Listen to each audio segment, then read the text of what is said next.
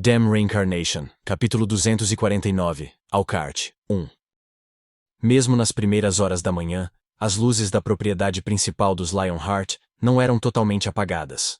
A mansão, seus jardins, a floresta e todo o resto da propriedade eram guardados por cavaleiros.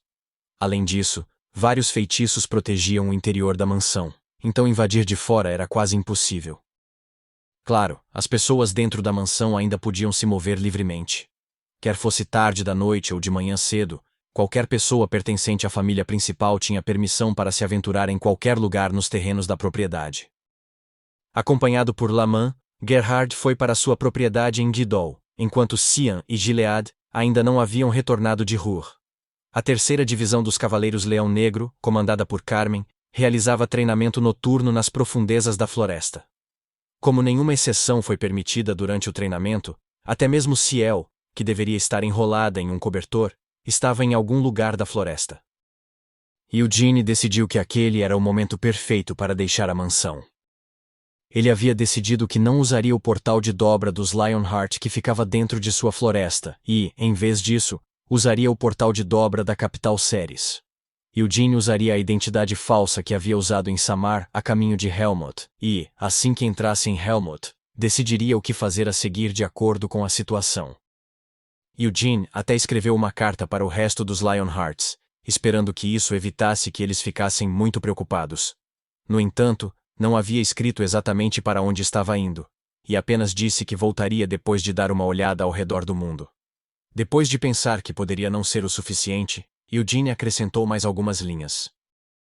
Estou saindo para encontrar minha identidade própria. Por favor, não se preocupem muito. Com certeza voltarei.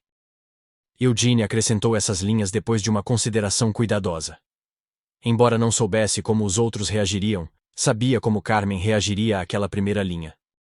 Se alguém da família principal surtasse e fizesse barulho para encontrar Eugene, Carmen definitivamente os impediria de procurá-lo. Eugene conhecia Carmen bem o suficiente para ter certeza disso. Eugene considerou silenciosamente esse fato. Isso definitivamente não era porque eles eram o mesmo tipo de pessoa. Enquanto Eugene tentava desesperadamente se convencer disso, colocou a carta cuidadosamente escrita em sua mesa. Todos os itens que havia preparado para a viagem já estavam dentro do manto das trevas, então tudo o que Eugene precisava levar com ele estava em seu corpo. Depois de sair de seu quarto, enquanto caminhava pelo corredor, Eugene encontrou suas empregadas élficas, Narissa e Lavera. Senhor Eugene, aonde está indo? Nina, que originalmente era a empregada pessoal de Eugene, tornou-se a empregada-chefe encarregada de todo o anexo. Então, Lavera e Narissa estavam servindo juntas como suas empregadas pessoais. Embora suas carreiras como servas do clã Lionheart não fossem tão longas, a experiência de serviço que acumularam durante suas vidas passadas como escravas, junto com sua sinceridade e lealdade para com Eugene, funcionavam como pontos adicionais a seu favor. Em outras palavras, elas eram um caso especial. Não tinha o que fazer. Embora Eugene realmente não se importasse com isso, ele se tornou a pessoa com a influência mais forte na família principal. Laman Schulhov, que Eugene trouxe de Nahama, juntou-se aos Cavaleiros Leão Branco e atualmente servia como escolta pessoal de Gerhard. Foi tudo graças a Eugene ter se cansado de Laman segui-lo gritando: "Milord, Milord! Vou ficar bem, então vá acompanhar meu pai." Narissa e Lavera se tornaram suas empregadas pessoais logo após o aprendizado, porque Eugene, depois de ver o entusiasmo das duas, disse algo a Nina de passagem. Não basta graduá-las no aprendizado se elas aprenderam tanto? Será inconveniente para elas serem usadas por qualquer outra pessoa, então apenas faça com que sirvam a mim. Em primeiro lugar, a própria Nina havia se tornado a empregada pessoal de Eugene assim que se formou em seu aprendizado, e havia subido ao posto de camareira do anexo em apenas alguns anos. Nina sentiu que precisava de mais educação, mas nos últimos 8 anos, aprendeu a seguir as ordens de Eugene sem questionar. Foi assim que Narissa e Lavera se tornaram empregadas pessoais de Eugene. Atualmente, as duas estavam caminhando enquanto carregavam uma grande cesta de roupa suja. O conteúdo da cesta eram todas as roupas de treinamento, toalhas e roupas íntimas de Eugene.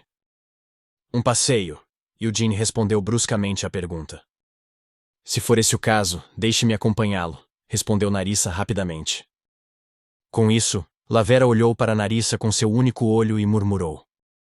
Não seria difícil igualar o passo de Sir Eugene com sua perna protética?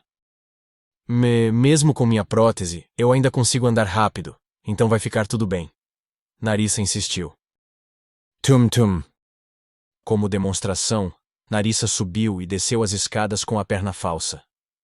Eugene não conseguia entender por que essas duas estavam discutindo assim, quando ele nem havia aceitado a oferta. Além disso, por que precisaria de uma empregada para acompanhá-lo quando estava apenas dando um passeio? Eu só vou sozinho. A roupa que deixei para vocês antes era a última, então não entrem no meu quarto enquanto eu estiver fora, instruiu Eugene. Narissa assentiu. Sim, senhor, entendido. Como você gostaria de tomar seu café da manhã? Perguntou Lavera. Eugene acenou para ela. Eu te chamo se estiver com fome, então não bata na minha porta de manhã. Isso porque seria melhor quanto mais tarde a carta fosse encontrada. Deixando Narissa e Lavera para trás, Eugene saiu da mansão. A partir de então, ele não encontrou mais ninguém. Havia memorizado as rotas de patrulha dos cavaleiros encarregados de guardar a mansão. Mesmo que se cruzassem, Eugene suprimia sua presença para não ser notado, e também usava um feitiço para esconder sua aparência. Uma vez longe da mansão, Eugene não precisava mais ser tão cuidadoso com seus movimentos. Enquanto subia no céu noturno, Mare enfiou a cabeça para fora do manto. Enquanto olhava para a mansão Lionheart, que estava se afastando a cada segundo, Mare sorriu. Da próxima vez que voltarmos aqui, será com a senhorita Siena, certo? Mare perguntou. Desde que as coisas corram bem, provavelmente, respondeu Eugene. Claro, as coisas vão correr bem, disse Mare com confiança. Sir Eugene, se você for sozinho, então não consigo deixar de ficar ansiosa. Mas a senhorita Anise vai com você também, certo? Pelo contrário, isso não tornaria as coisas mais propensas a dar errado? Eugene estava sinceramente preocupado com essa possibilidade.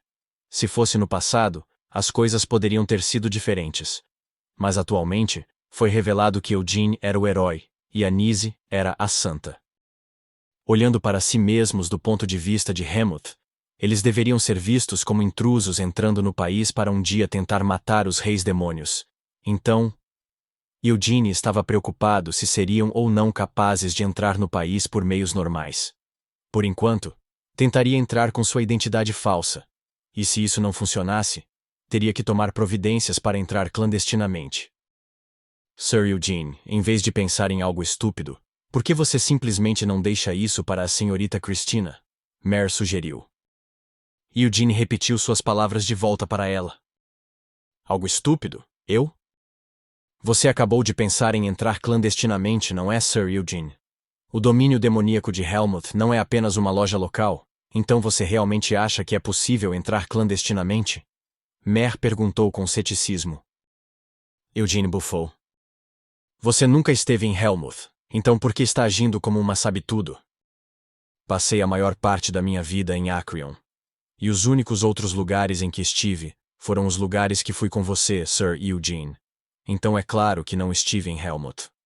No entanto, sei que Helmut é um país onde é impossível entrar clandestinamente.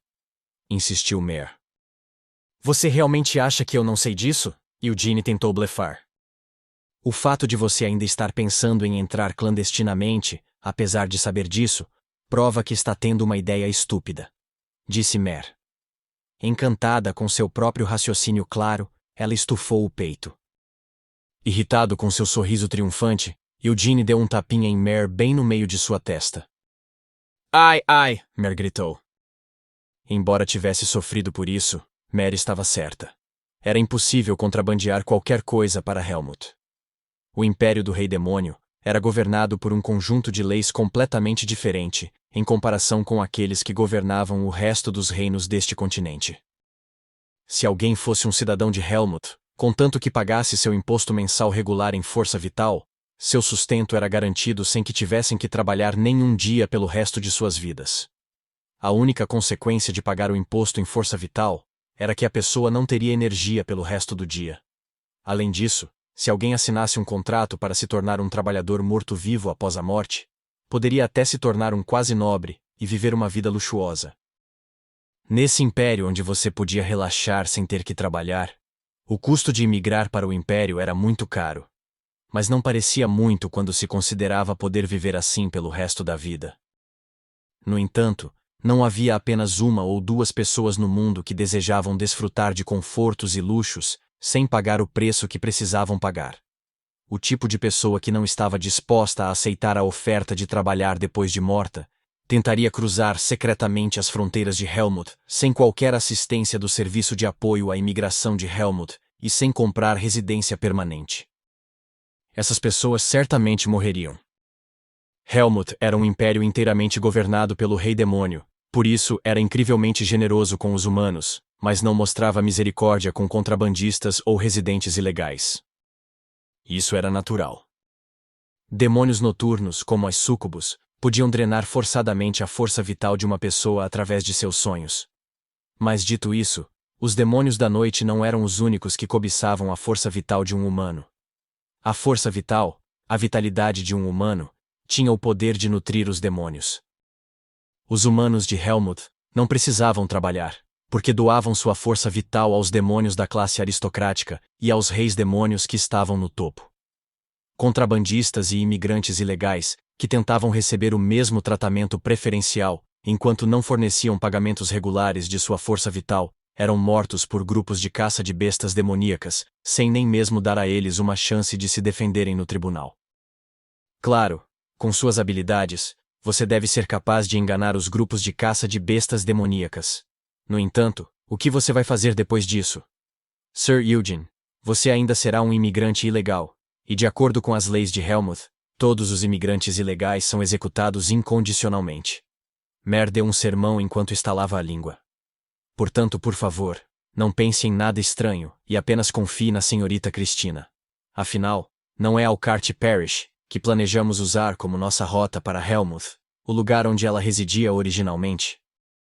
Seu raciocínio era impossível de refutar. Como tal, Eugene deu um tapinha na testa de Mer mais uma vez. A paróquia de Alcarte no domínio demoníaco de Helmut era onde as fronteiras de Juras e Helmut se encontravam. Originalmente, Cristina serviu como bispa auxiliar da paróquia de Alcarte, onde era encarregada de espalhar a fé e iluminar os imigrantes de Helmut e os ocasionais demônios esquisitos. Como um lugar que ficava na fronteira com Juras, era possível entrar em Helmut pela paróquia de Alcarte. Eles ainda teriam que passar pela imigração, mas Cristina poderia tornar as coisas mais convenientes contando com conexões antigas. O mundo realmente mudou muito, suspirou Eugene. A bispa de Alcarte. Eugene franziu a testa enquanto pensava no que esperar daquela pessoa. Embora pudesse usar sua identidade falsa ao deixar Kiel, Eugene não poderia usá-la para entrar secretamente em Juras, pois com certeza seria descoberto. O Vaticano foi quem emitiu sua identidade falsa, e o inspetor de imigração era um bispo que pertencia ao Vaticano. Como tinha plena consciência de que o uso fraudulento da carteira de identidade falsa seria descoberto, Eugene se posicionou próximo ao posto de fiscalização. Ao perceber a falsificação, o bispo gritou para ele: "Com licença!" A identidade falsa foi descoberta, mas no final das contas não houve problemas. Quando foi arrastado para a sala de interrogatório para ser questionado sobre a identidade, Eugene sutilmente liberou o feitiço que estava escondendo sua aparência original. Entregou a eles uma carteira de identidade com o nome Eugene Lionheart e mostrou a espada sagrada. Isso era tudo que Eugene precisava fazer para resolver qualquer problema que pudesse enfrentar dentro do Império Sagrado. Ele passou a fazer uso de mais alguns portais de dobra.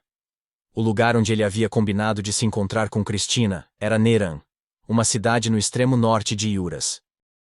Partindo dali, teriam de atravessar vários dias de planície para chegar à paróquia de Alcarte. "Já faz um tempo", Cristina disse em saudação. Ela já havia chegado a Neran no dia anterior e estava esperando por Eugene. Graças a isso, Eugene imediatamente se reuniu com Cristina ao chegar pelo portal de dobra de Neran. "Não faz tanto tempo assim", argumentou Eugene. "Fazia cerca de 1 mês e meio desde que se separaram na fortaleza de Lehane. Já fazia 4 dias desde que Eugene havia deixado secretamente a propriedade dos Lionheart no meio da noite." Eugene reclamou. Embora esta seja apenas a segunda vez que visito este país, realmente não gosto daqui. Os portais de dobra são tão esparsamente distribuídos entre as cidades que se deslocar é tão pesado e demorado. Cristina o interrompeu. A senhorita Anise diz que não havia nenhum portal de dobra cerca de 300 anos atrás, então você ainda achava que era frustrante naquela época? Eugene resmungou. Ei, você realmente precisa perguntar isso? Nós nem sabíamos o quão convenientes eram os portais de dobra naquela época, porque não existiam 300 anos atrás. Mas agora que me acostumei a usá-los... Cristina interveio mais uma vez. A senhorita Anise diz para parar de reclamar e apenas calar a boca? Na verdade, você é Anise, que está apenas se passando por Cristina, não é? Eugene disse desconfiado. Ou talvez você seja Cristina, que está apenas fingindo ser Anise e me mandando calar a boca. Cristina cobriu a boca enquanto ria. Então, com uma tosse para limpar a garganta, começou a guiá-lo. Já entrei em contato com o pároco desta paróquia, disse Cristina assim que suas risadas diminuíram. Para ser sincero, não gosto que dependamos da bispa de Elkhart em primeiro lugar, confessou Eugene. Felizmente, a bispa nos prometeu sua cooperação, relatou Cristina. Eugene perguntou desconfiado. Ela é confiável? Cristina assentiu com a cabeça. Tanto quanto eu posso dizer, sim, ela pode. Ela é uma pessoa honesta e fiel. Havia uma diferença inevitável no senso comum de Eugene, Cristina e Anise. Eugene e Anise eram pessoas de 300 anos atrás. Anise teve a experiência de ter vivido na Era da Paz que se seguiu rapidamente ao juramento. No entanto, Eugene ou Hamel não tiveram essa experiência. De acordo com o senso comum de Hamel, os demônios eram inimigos que tinham que ser mortos de qualquer maneira. Tal ódio inabalável só foi temperado ligeiramente depois que ele reencarnou e viveu a vida de Eugene Lionheart. Embora, muito ligeiramente.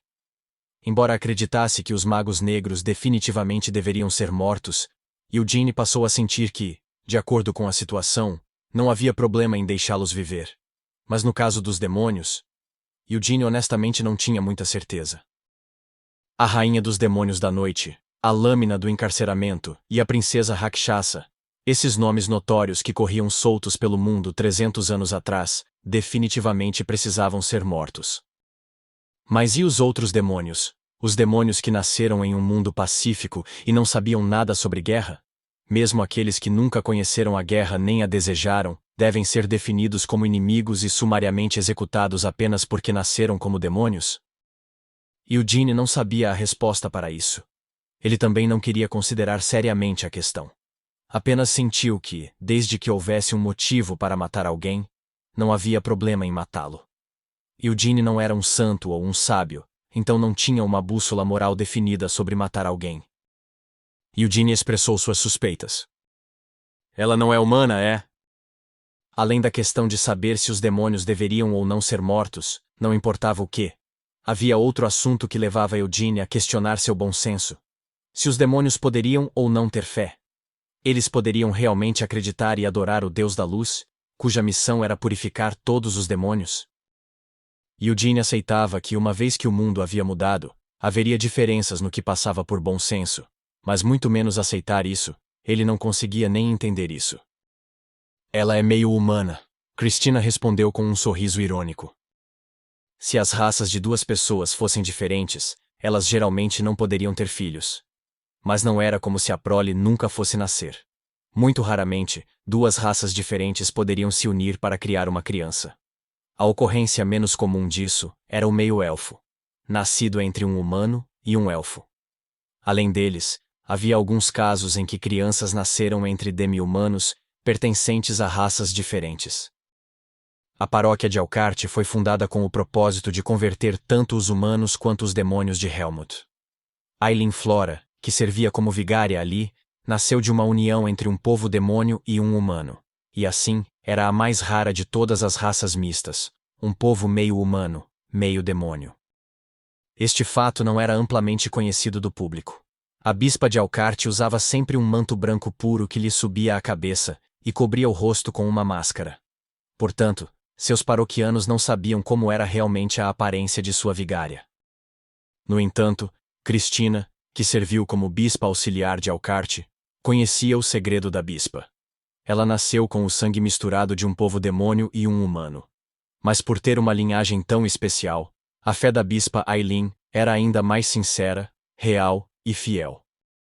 É natural que Sir Eugene desconfie dela, mas a vigária Aileen é a pessoa certa para isso. Nunca tive motivos para duvidar de sua fé, afirmou Christina com confiança. Parece que você sente uma sensação de parentesco com ela. Quanto mais lamentáveis e terríveis eram seus destinos, mais você confiava na fé. Anise disse com um sorriso malicioso. Tanto como vigária quanto como bispa, ela é uma figura proeminente em Alcarte e ocupa uma posição diplomática importante. Em particular, ela ajuda a manter um relacionamento próximo com os nobres demônios de Alcarte. Christina a defendeu. Um relacionamento próximo? Eugene repetiu. Christina assentiu. Sim, ao ponto em que até chegam a vir assistir aos serviços oficiados pela vigária.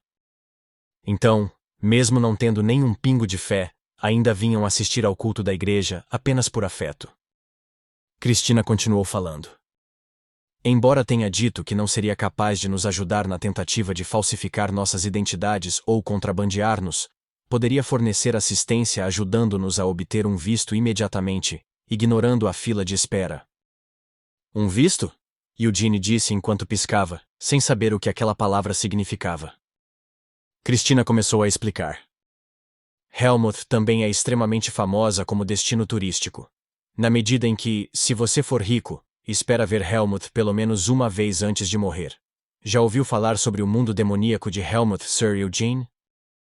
O que é isso? Eugene perguntou hesitante. É um enorme parque de diversões em Helmut, respondeu Christina. Dizem que é cheio de brinquedos que enlouquecem as crianças. Além disso, Helmut também tem vários resorts com atrações turísticas, então inúmeras pessoas visitam Helmut todos os dias para passear. No entanto, Helmut gerencia estritamente o número de humanos dentro do Império. Eles restringem a entrada para evitar que os turistas transbordem para que possam manter as coisas sob controle. E pensar que um país governado pelos reis demônios se tornaria um famoso destino turístico? Eugene de repente percebeu a lacuna entre seu senso comum e os dias atuais. Christina foi direto ao ponto. O visto é a prova de permissão de entrada que todo estrangeiro deve ter. Podemos solicitar ao escritório de imigração em Helmut para obter vistos de turista, mas, de acordo com a mensagem da bispa, há muitos turistas atualmente visitando o Império, então teríamos que esperar pelo menos um ano. Eugene processou silenciosamente esses fatos. Christina acrescentou. Um visto de turista também precisa ser renovado uma vez por mês, pagando uma grande quantia em dinheiro.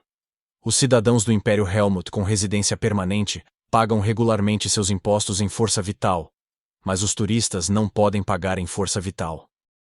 Embora originalmente os reis demônios já tivessem uma grande quantidade de ouro sem uso, Eugene estava se perguntando de onde vinha o poder financeiro necessário para fornecer bem-estar para o enorme número de cidadãos imperiais. O negócio do turismo parecia estar ganhando dinheiro suficiente para quebrar seus bancos.